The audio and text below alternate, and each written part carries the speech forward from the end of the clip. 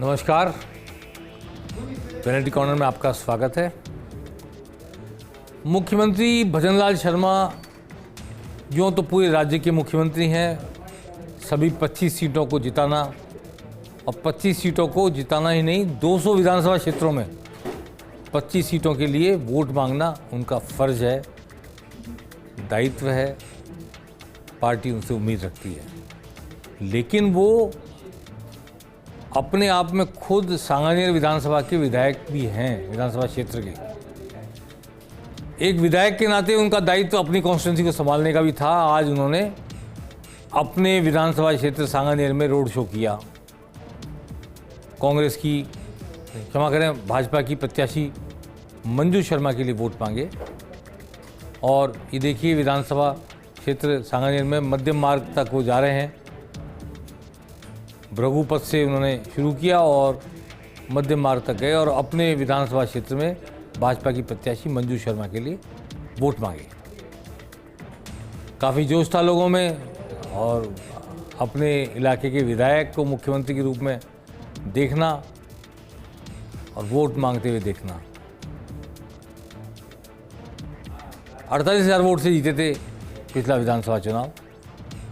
अब देखना है कि इस लोकसभा चुनाव में बीजेपी की लीड और कहां तक जाती है, क्योंकि अब वहां से वो मुख्यमंत्री हैं और मुख्यमंत्री के रूप में वोट मांग रहे हैं। और अपने लिए नहीं मांग रहे, मंजू शर्मा के लिए मांग रहे हैं। और मंजू शर्मा के लिए नहीं मांग रहे, मोदी के लिए मांग रहे हैं। इसलिए इस रोड शो के बाद उस विधानसभा क्षेत्र में तो जो पहले से भाजपा में है, पहले से मोदी में है, वहाँ एक नई फिजा देखने को मिलेगी। ऐसा लगता है जब मतदान होगा 19 अप्रैल को।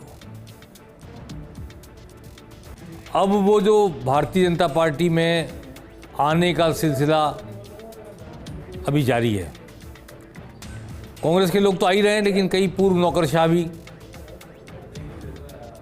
देशभक्ति की इस धारा में जुड़ना चाहते हैं।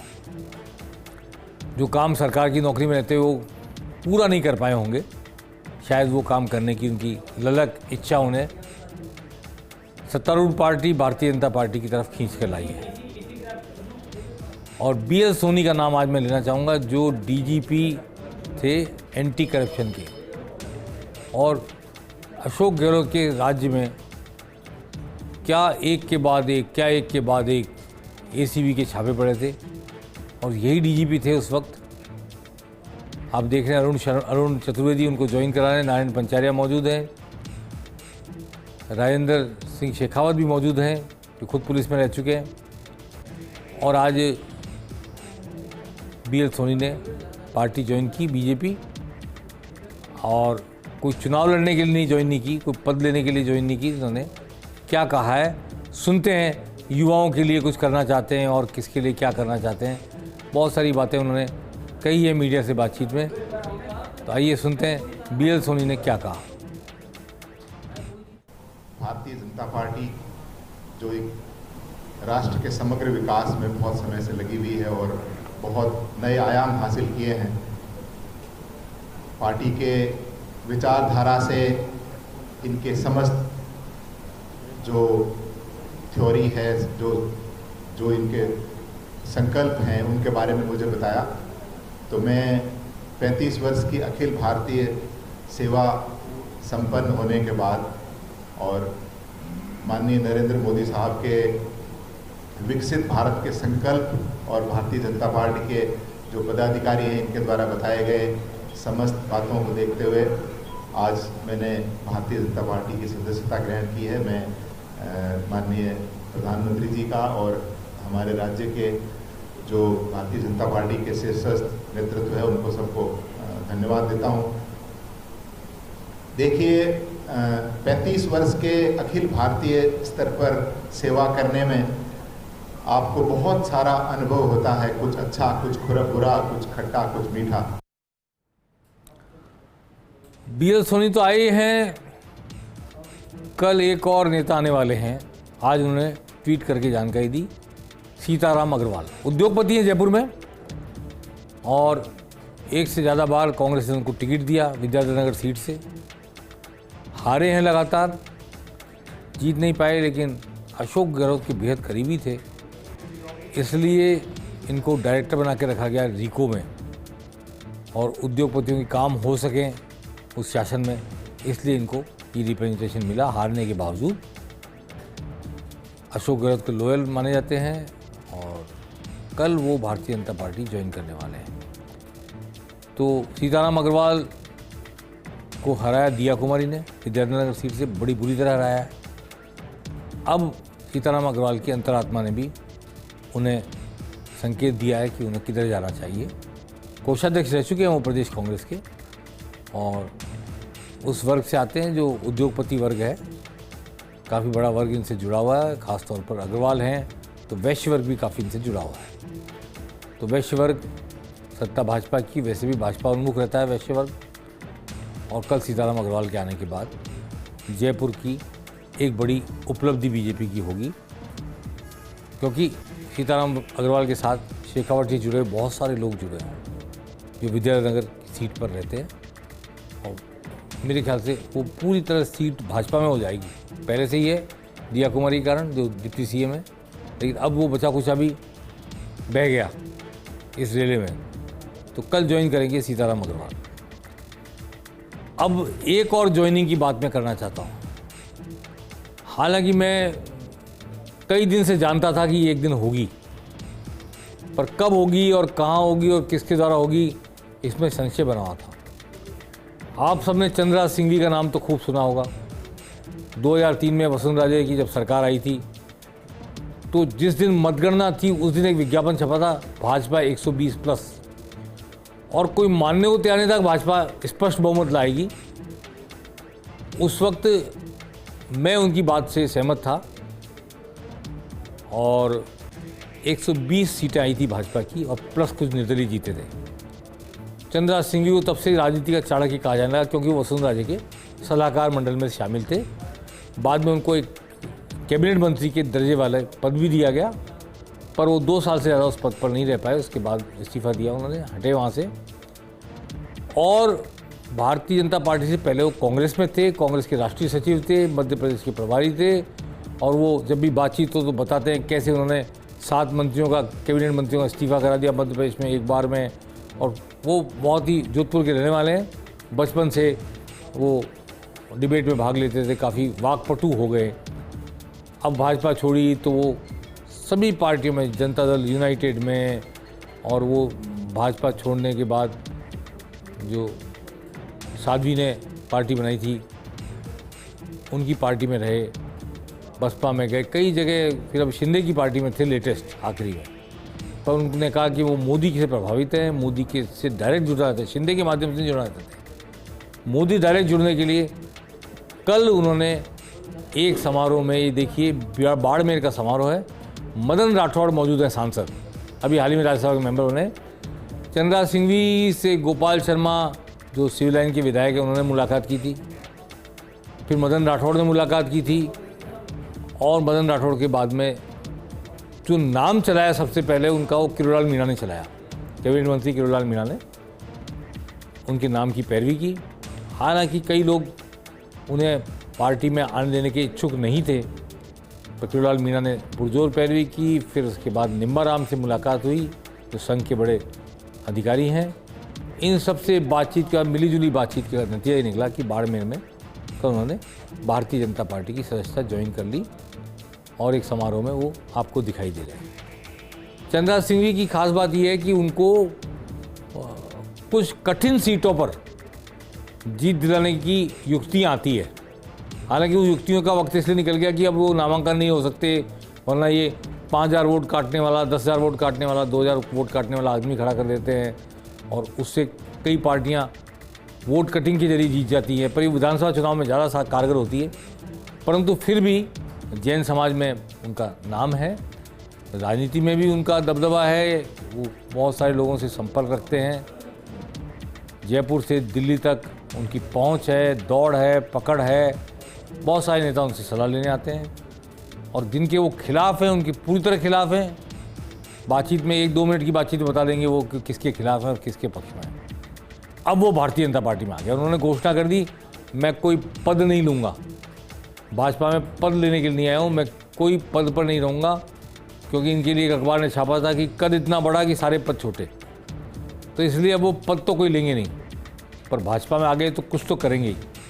अब क्या करेंगे, कैसे करेंगे, कितना करेंगे और कितना उनको करने दिया जाएगा, फिर मैं अंडरलाइन कर रहा हूँ ये बात को, क्योंकि ये मामूली आदमी नहीं है, इनका आना भी मामूली घटना नहीं है। इसलिए आने वाले समय में चंद्रराज सिंह को क्या भूमिका निभाने का अवसर दिया जाएगा या नहीं दिया जाएगा तो क्या भूमिका उनकी रहेगी, इस पर भी पेनल्टी कॉर्नर में कभी चर्चा हो पाएगी ऐसा मुझे लगता है, क्योंकि ये खबरें देने में बहुत, मैं इनको एक्सपर्ट मानता हूँ, खबर बनाने में न्यूज़ मेकर हैं। अब फिर बस चाहते हैं कि मोदी फिर से प्रधानमंत्री बने, और हिंदूकरण की तमन्ना है, और अनुच्छेद 370 हटाने से प्रभावित होकर उन्होंने ये फैसला किया है। आज सुनते हैं, देखिए क्या कहा चंद्रराज सिंह जी ने कुछ भाजपा ज्वाइन करने के अवसर पर। मैंने बाड़मेर में आम सभा में घोषणा की है कि मैं कोई पद नहीं लूंगा, तो पद लेने का प्रश्न ही नहीं पैदा होता है। और क्या पद देंगे? मैं कांग्रेस का ऑल इंडिया सेक्रेटरी था, 3 चीफ मिनिस्टर मेरे अंडर में थे, जोगी, कमलनाथ और दिग्विजय सिंह। मैं छोटा पद क्यों लूँ, और बड़े पद की इच्छा नहीं है, सारी इच्छाएं पूरी हो चुकी है। नरेंद्र मोदी पुनः बने और कश्मीर की 370 धारा के बाद कश्मीर का हिंदूकरण कर दे, यही मेरी एक तमन्ना है। इसके अलावा राजनीति में कोई इच्छा अधूरी नहीं है। सब इच्छाएं पूरी हो गई, कोई इच्छा अधूरी नहीं है, बस कश्मीर का हिंदूकरण हो जाए। चलिए, एक आदर्शवादी बात उन्होंने कही है। कल बीकानेर में अंतर्राष्ट्रीय वैश्य फेडरेशन ने एक बैठक आयोजित की। अंतर्राष्ट्रीय वैश्य फेडरेशन की स्थापना रामदास अग्रवाल जी ने की थी, अब दुनिया में नहीं रहे। वो बीजेपी के प्रदेश अध्यक्ष थे कई साल तक, उसके बाद राष्ट्रीय कोषाध्यक्ष रहे, सांसद रहे, राज्यसभा के मेंबर रहे। उन्होंने अंतर्राष्ट्रीय वैश्य फेडरेशन IWF की स्थापना की थी। अभी उनके बेटे अशोक अग्रवाल इसके अंतर्राष्ट्रीय अध्यक्ष हैं। खुद अशोक अग्रवाल बीकानेर गए, बहुत सारे पदाधिकारी अंतर्राष्ट्रीय वैश्य फेडरेशन के कल बीकानेर गए। ये सभा हो रही है, आप देखिए, और इसमें एक राय से अर्जुन मेघवाल का समर्थन करने की घोषणा की गई वैश्य संवाद की। शेड्यूल कास्ट के लिए रिजर्व सीट है, वैश्य तो वहाँ लड़ ही नहीं सकता चुनाव, लेकिन वहाँ पर ये स्पष्ट घोषणा की गई कि सारे वैश्य समाज के लोग बीजेपी का साथ देंगे। और यही नहीं, बीकानेर में नहीं, पूरे देश में IWF के लोग, इंटरनेशनल वैश्य फेडरेशन के लोग पूरे देश में बीजेपी का साथ देंगे। और बीजेपी का पक्ष वैश्य समुदाय वैसे भी लेता रहा है। वैश्य वणिक समुदाय के लोग हैं, बिजनेस कम्युनिटी है, उद्योगपति लोग हैं, व्यापारी लोग हैं, हमेशा सत्ता के साथ रहते आए हैं और इस बीजेपी के साथ काफ़ी हद तक रहते आए हैं। इसलिए ये अशोक अग्रवाल को आप देख पा रहे हैं, अशोक अग्रवाल ने घोषणा की कि वो पूरे देश में आह्वान करेंगे वैश्य समुदाय का कि बीजेपी का साथ दें। अब बात करते हैं कांग्रेस की। आज सारी बातें भाजपा की हो पाई हैं।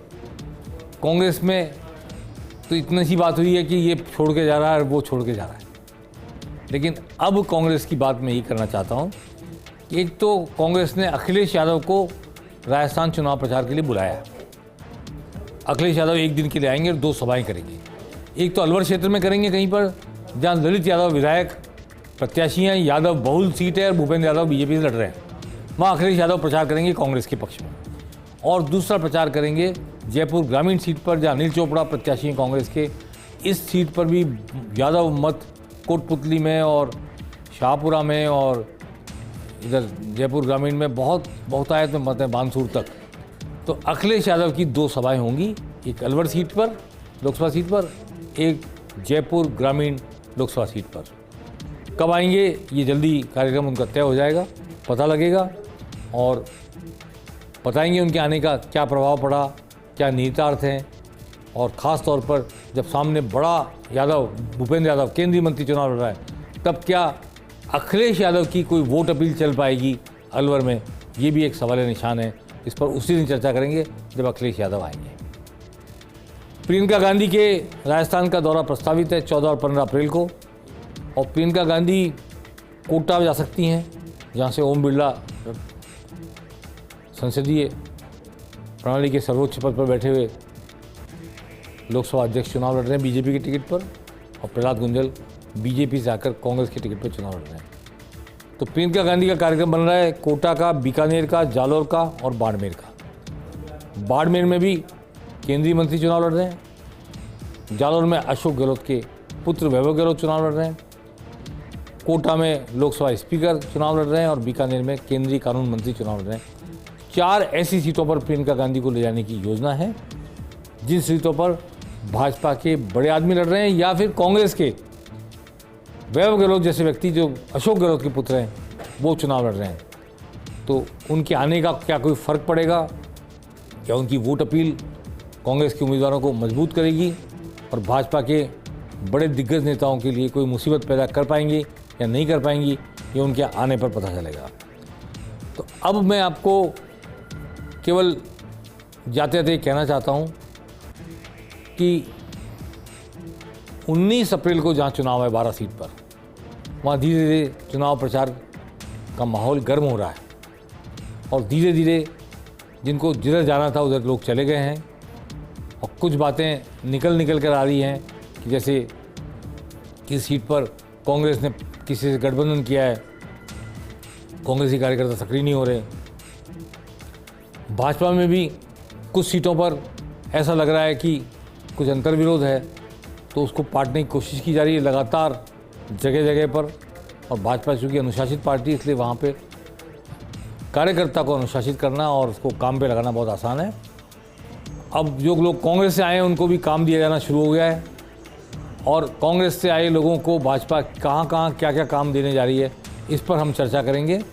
पेनल्टी कॉर्नर में आज बस इतना ही। नमस्कार।